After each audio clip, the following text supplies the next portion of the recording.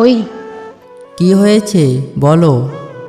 আমি তোমাকে ভালোবাসি, তাহলে আমার সাথে এত খারাপ ব্যবহার করো কেন? কি বললে? আমি খারাপ ব্যবহার করি? ভালো না লাগলে ব্রেকআপ করে ফেলো। সরি। কিসের সরি? সব কিছুতেই তোমার সরি। রিলেশন রাখবো না তোমার সাথে। প্লিজ এমনটা করো না। চুপ করো। আমি তো তোমার সাথে রিলেশন করতে চাইনি, তুমিই তো আমাকে নানান কথা বলে তোমার প্রতি মায়া সৃষ্টি করেছো। তাহলে তুমি এখন আমার সাথে এত খারাপ ব্যবহার কেন করো? বলছি তো চুপ করো। এত বকবক ভালো লাগে না আমার। বাহ, আগে আমার সাথে একটু কথা বলার জন্য কত কিছু করতে, আর এখন আমার কথাই শুনতে ইচ্ছা করে না। দূর, ফোন রাখলাম, বাই। এটা বলেই ফোনটা কেটে দিলাম আর বন্ধ করে দিলাম। দূর, আর ভালো লাগে না, ওকে সহ্যই হয় না। যাক, এখন শান্তিতে একটা ঘুম দেওয়া যাবে। সকালে ঘুম ভাঙার পর ফোনটা অন করলাম। অবশ্যই সারা রাত চার্জে বসিয়ে রেখেছিলাম। ফোন অন করার পর সাথে সাথেই দেখলাম 51টা মেসেজ। সবগুলোতেই সরি আছে, আর এক একটা মেসেজ যেন এক একটা রচনা। আমি ইটস ওকে বলে রিপ্লাই করলাম। দেখি সাথে সাথেই ফোন করেছে। ফোন করেই মেয়েটা কান্নাকাটি শুরু করেছে। এইমাত্র ঘুম থেকে উঠলাম, এর মাঝে কেউ ফোন করে কান্নাকাটি শুরু করলে কি ভালো লাগে? মেজাজটা খুব খারাপ হয়ে গেল। তুমি কি এই ন্যাকামি করার জন্য ফোন দিয়েছো? তুমি জানো আমি কাল সারা রাত ঘুমাইনি। তো আমি কি তোমাকে মানা করেছিলাম? না, কিন্তু তুমি রাগ করে ফোন কেটে দিলে আমি কিভাবে ঘুমাই বলো? জানি না, সকালে না খেলে খেয়ে নিও, রাখছি। খেয়ে নিও মানে কি? বলো যে খেয়ে আসো, পরে কথা বলছি। আজব তো, তোমার কাছ থেকে আমায় কথা শিখতে হবে? দূর, তোমার সাথে আমার রিলেশন করাটাই ভুল হয়েছে। সব কিছুতেই তোমার ভুল ধরতেই হবে। আচ্ছা আচ্ছা, সরি, আমি খেয়ে নেবো, তুমিও খেয়ে নিও। যা ইচ্ছা হয় করো, বাই। বলেই ফোনটা কেটে দিলাম। এই মেয়ে তো খুব আজব, শান্তিতে ঘুমাতে তো দেবে না, আবার ঘুম থেকে উঠলেও বকবক শুরু করবে। কেন যে এর সাথে রিলেশন করেছিলাম? অন্য কেউ হলে কবেই চলে যেত। সারাদিন বন্ধুবান্ধবদের সাথে মজা করেই কাটিয়ে দিলাম। ও অনেকবার ফোন করেছিল, কিন্তু রিসিভ করিনি। বন্ধুরা যখন বলছিল কী রে, এত ফোন কে করছে, তখন বলেছিলাম আর বলিস না, একদম তেজপাতা করে দিচ্ছে জীবনটাকে। বলেই সবাই হো হো করে হেসে উঠলাম। রাতে ঘরে ফিরে নিজেই ফোন করলাম। হ্যালো। এই, কোথায় ছিলে সারাদিন? কোথায় ছিলাম মানে? আমি কি জানতে পারি না? হ্যাঁ, জানতে পারো, কিন্তু যেভাবে বলছো মনে হয় আমাকে সন্দেহ করো। না না, সন্দেহ না। তাহলে ফোন করলাম জিজ্ঞেস করবে কেমন আছি, কি করছি। তা না করে উল্টে বলছো সারাদিন কোথায় ছিলাম। আসলে কি জানো তো, তুমি আমায় বিশ্বাসই করো না। রাতে খেয়ে নিও। ভেবেছিলাম অনেকক্ষণ কথা বলবো, তা নয়, দিলে তো মনটা খারাপ করে। তাড়াতাড়ি ঘুমিয়ে পড়ো। শুভরাত্রি। হ্যালো হ্যালো, শোনো। কি বলবে বলো। একটা কথা বলি, তুমি রাগ করবে না তো? বলো, কি বলবে? আজ না একটা ছেলে আমাকে কল দিয়েছিল। আমি নাম্বার চিনি না, তাই রিসিভ করেছিলাম। ছেলেটা নাকি আমায় পছন্দ করে। পরে আমি ফোন কেটে দিয়েছি, নাম্বারটা ব্ল্যাকলিস্টও করে দিয়েছি। এত হাসার কি হলো? ও, একটা ছেলে পছন্দ করে, আবার সে ফোনও করেছে। এই কারণে মন খুশিতে নেচে উঠেছে, তাই না?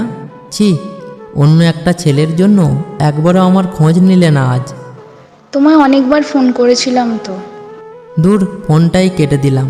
মেয়েটাকে কষ্ট দিলে মুখে একটা রহস্যময় হাসি ফুটে ওঠে। ঝগড়ার সময় ওকেই দোষ দিই, আর ও এতে নিজেকে অপরাধী মনে করে। আর কখনো আমার উপর রাগ করলে ইমোশনাল ব্ল্যাকমেল করে বিভিন্ন কথা বলি, তখন উল্টে নিজেই আমায় সরি বলে। অর্থাৎ দোষ ওর থাকলেও ওকেই সরি বলতে হবে, আর আমার দোষ থাকলেও ওকে সরি বলতে হবে। তো এভাবেই চলছিল। আরও অনেক রকমের রাগ ওর উপর দেখাতাম, কিন্তু মেয়েটা মৃদু হাসিতেই সব মেনে নিত।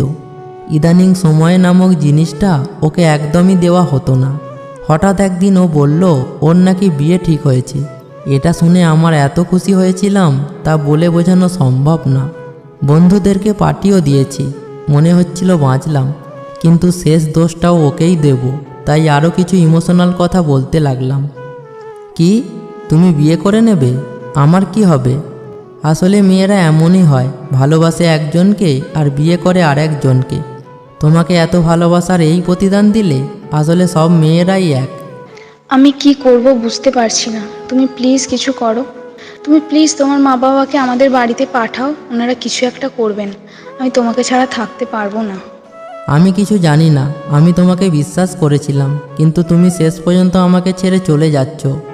প্লিজ এমন করে বলো না। তো কেমন করে বলবো? কেন যে তোমাকে এত ভালোবেসেছিলাম, নিজের কাছেই লজ্জা লাগছে। কাকে ভালোবেসেছি আমি? একটা স্বার্থপরকে। ছি। মেয়েটা কাঁদছে আর আমি মনে মনে হাসছি। এভাবেই আরও কয়েকদিন চলে গেল। আজ মেয়েটার বিয়ে। ওর বিয়ে হওয়াতে আমি মনে হয় সবচেয়ে খুশি হয়েছি। বিকেল 5টার দিকে একটা ফোন আসলো। রিসিভ করার পর মেয়েটা বলল, খুব ইচ্ছে ছিল তোমাকে নিয়ে বাকি জীবনটা কাটিয়ে দেবো, কিন্তু তা আর হলো না। আচ্ছা, তুমি কি একটা সত্যি কথা বলবে? তুমি কি আমায় সত্যি ভালোবেসেছিলে? হ্যাঁ, তবে জানি না এটা সত্যি নাকি মিথ্যে। তুমি প্লিজ ঠিকমতো খাওয়া দাওয়া করো। আমি তো তোমার আর খোঁজ নিতে পারবো না। রাত করে ঘরে ফিরলে কেন? খুব তো বলতে আমি তোমাকে খোঁচা দিই। আজ থেকে আর দেবো না। প্লিজ ভালো থেকো, নিজের যত্ন নিও। তোমাকে চিরতরে মুক্ত করে দিলাম। বরপক্ষ চলে এসেছে, আর কথা বলতে পারবো না। তুমি আমায় কিছু বলবে না? হ্যাঁ, ভালো থেকো। আর কিছু বলার আগেই দেখলাম মেয়েটা ফোন কেটে দিয়েছে। এই প্রথম ওর জন্য বুকের মাঝে খুব ব্যথা অনুভব হচ্ছিল। তারপরেও মনকে সান্ত্বনা দিচ্ছিলাম, যাক ভালোই হলো, হাঁপ ছেড়ে বাঁচলাম। আজ রাত্রে আর বাইরে গেলাম না। মনের অজান্তেই ফোনটা বন্ধ করে চার্জে দিয়ে ঘুমিয়ে পড়লাম। সকালে ঘুম ভাঙার পর যখন ফোন অন করলাম, আজ আর কোনো মেসেজ আসলো না। তখন খুব রাগ হলো। ভাবলাম ওকে ফোন করে কয়েকটা ঝাড়ি দিই। পরক্ষণেই মনে হলো, ও তো আর আমার নেই, মেসেজ দিবে কে? আমিই বা কাকে ঝাড়ি দেব? কেমন যেন অদ্ভুত এক শূন্যতা অনুভব করতে লাগলাম। মনটা গুমড়ে কেঁদে উঠল। যখন ব্রাশ করে মুখ ধুতে গেলাম, দেখলাম চোখগুলো কেমন জানি ভিজে যাচ্ছে। ফ্রেশ হয়ে বের হলাম। সারাটা দিন কোনোভাবে কাটালাম। আজ সারাদিন একবারও ওর ফোন কেটে দিতে হয়নি, কারণ ফোনই তো আসেনি, কাটবো কীভাবে? ঘরে ফিরে কেন জানি ওকে আরও বেশি মিস করতে লাগলাম। তারপর অনেক কষ্টে ঘুমালাম। পরদিন সকালেও সেম ঘটনা ঘটল। আজ ওকে আরও বেশি মিস করতে লাগলাম। সময় যতই যাচ্ছে ওর কথা আরও বেশি মনে হতে লাগছে। একটা সময় ঘরের দরজা বন্ধ করে পাগলের মতো কাঁদতে লাগলাম। আমার মন শুধু বলছিল, এর জন্য তুইই দায়ী। যখন ভালোবাসা পেয়েছিলি তখন তো সেটা অবহেলা করেছিলি। আজ তবে কেন কান্না করছিস? ঠিক তো, প্রথমে আমি ওর পিছে পিছে কত ঘুরতাম। ও আমাকে পাত্তাই দিত না। কত কি বলে ওকে রাজি করিয়েছিলাম। কখনো কষ্ট দিব না তোমায়, সারা জীবন ভালোবেসে যাব। আমি সব ছেলেদের মতো না, কখনোই তোমার চোখে জল আসতে দেব না। খুব ভালোবাসবো তোমায়, এরকম কত কি বলতাম। আর ভালোবাসা পাওয়ার পর কতই না অবহেলা করেছি মেয়েটাকে। ও আগে আমাকে প্রায়ই বলতো, ভালোবাসা হারিয়ে গেলেই বোঝা যায় তা কি ছিল। কিন্তু তখন কথাটার মানে বুঝতাম না। এখন বলি, যদি একবারও বুঝতে পারতাম ভালোবাসা হারানোর পর আমার এত কষ্ট হবে, তাহলে কখনোই তা হারিয়ে যেতে দিতাম না। এখন মাঝে মাঝে খুব কান্না করে বলতে ইচ্ছা করে, একবার ফিরে আয় প্লিজ, আর কখনোই কষ্ট দেব না তোকে। তুই রাগলে যেভাবেই বাড়ি রাগ ভাঙাবো, কোনো মিথ্যা বলবো না। খুব ভালোবাসবো তোকে, কখনোই আর অবহেলা করব না। প্লিজ ফিরে আয়। তোর সাথে যে খুব মন খুলে কথা বলতে ইচ্ছে করছে। এরকম অনেক না বলা কথাই রয়েছে ওর জন্য, কিন্তু ও আর ফিরে আসবে না। আমার এত কিছুর জন্য তো আমিই দায়ী। ভালোবাসার জন্য এক সময় আমরা সবাই পাগল থাকি, কিন্তু যখন আমরা সত্যিকারের ভালোবাসা পেয়ে যাই তখন সেটাকে আর মূল্য দিই না, অবহেলায় তা হারিয়ে ফেলি। হারানোর পরই বোঝা যায় তা কী ছিল, কতটা কষ্টের। ভেবে দেখুন তো, আপনি চাইলে এই বাড়ি গাড়ি সব করতে পারবেন, টাকার জন্য, রূপের জন্য অনেকেই আপনাকে ভালোবাসবে, কিন্তু সত্যিকারের ভালোবাসা পাবেন কি? না, পাবেন না।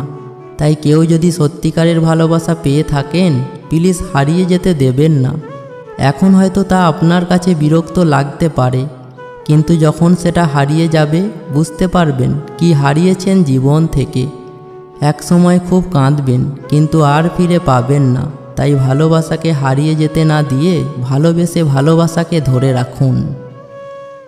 বন্ধুরা, ভিডিওটা ভালো লেগে থাকলে একটা লাইক অবশ্যই করো, আর আমাদের চ্যানেলে নতুন হলে চ্যানেলটি অবশ্যই সাবস্ক্রাইব করে সাথে থাকা বেল আইকন বাটনটি প্রেস করে দেবেন।